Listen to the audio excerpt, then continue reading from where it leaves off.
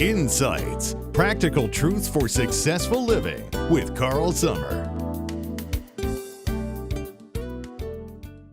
The Ant and the Grasshopper is a well-known story from Aesop fables teaching the importance of the value of work. Gary the Grasshopper loved to play his fiddle. When he met Alex the Ant, he said, "Why are you working so hard? There's plenty of time to get food." "I'm working now so we'll have lots of food for winter," the ant said. "Ah, quit worrying," said Gary. "You need to take time to have some fun." There, in a nutshell, lies a major problem with children. Many children would rather play than work. Many adults have the same problem. You can include me. I would rather go fishing than be working. However, those who have become successful in life have learned there is a time to work and there's a time to play. Those who fail in life are often those who have never mastered this important lesson. And it's up to you as parents to train your children in this important discipline. In the story of the ant and the grasshopper, Alex stays true to his conviction of working first and then playing. In contrast, Gary puts together a band and the grasshoppers have lots of fun making music and dancing. Then the inevitable comes. They need to find food in order to eat.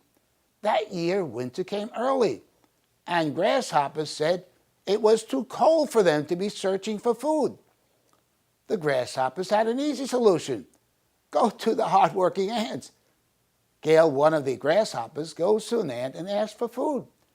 The ant tells her, "You played and danced all summer while we worked.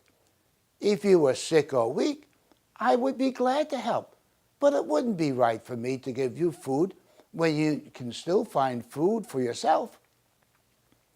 Practically everyone is willing to help the needy who are unable to help themselves. However, there's something that just goes against our sense of justice to help those who are too lazy to work. America is a nation of immigrants. My father came to America in 1911 from Germany, 3 years before World War I. When my father first came over, he slept on park benches. He was trained in Germany as a bologna maker, but he first worked as a dishwasher until he found a job. I was born in 1930, 1 year after the Great Depression.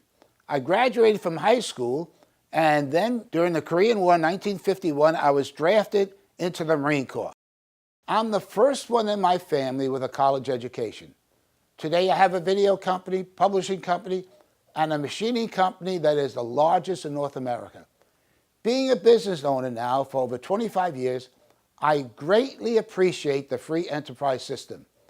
If I don't stay competitive and please my customers, it will be just a matter of time my business will fail. I thank God that I was born in America. I have worked and studied. Today I'm successful and I want to help parents to teach their children to do the same. There were more grasshoppers than ants, so the grasshoppers voted and passed a law that stated anyone who has food must share it with others. When next year came, Alex gathered the ants together and had a meeting. "Why should we work so hard?" he asked. "If the grasshoppers don't work and they get food, why don't we do the same?" "Yes!" shouted the ants. That started a spiral that destroyed their nation. It went well with the ants and the grasshoppers until they ran out of money. When they ran out of money, the other insects would not give them any food without paying for it. Since the ants and the grasshoppers were more numerous than the beetles, they started a war and attacked the beetles. I just love how the artist drew the two armies, the beetles with their shields, helmets, and spears, compared to the grasshoppers with their sticks, and the ants with their wooden garbage can cover, pitchfork, and a hoe. The grasshoppers and the ants were no match for the superior beetles. However, the beetles were very kind. They didn't want to rule the ants and the grasshoppers. The leader of the beetles said, "We don't want to be your rulers. You were once a very rich nation, but now you're poor. We want to help you.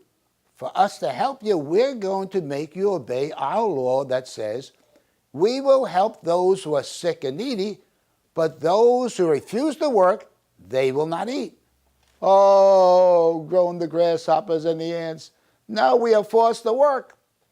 Parents, I can't stress this enough. If you want your children to become industrious, responsible adults, teach them how to work. Have your children do various tasks around the house. Do the dishes, vacuum, make their beds, cook, clean the car, help doing repair work, do the lawn, and other things that are needed. Of course, parents need to provide their children ample time to play. But loving parents know where to divide the line between play and work. I gave my children allowances, but I didn't pay them for work around the house. My motto was, we are a family and we do things together as a family. I read an article many years ago in Reader's Digest about how to raise a happy child.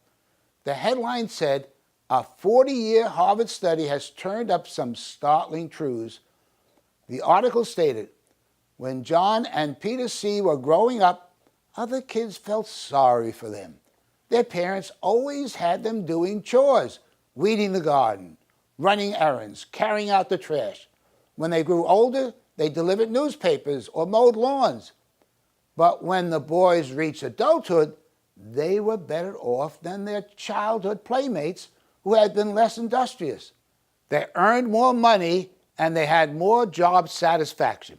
They had better marriages and closer relationship with their children. They were healthier and lived longer. Most of all, they were happier, far happier. These are the remarkable findings of a 40-year study. The story ends on a happy note. The ants and the grasshoppers are forced to work, and once again they become a prosperous nation. Upon seeing the improvement of the ants and the grasshoppers, the beetles give them their freedom. Today I often get holiday cards where my children thank me for their training. Believe me, they didn't do this when they were teenagers. But now, as parents themselves, they see the value. Parents, one day your children will also thank you if you train them in their youth to become responsible and industrious individuals.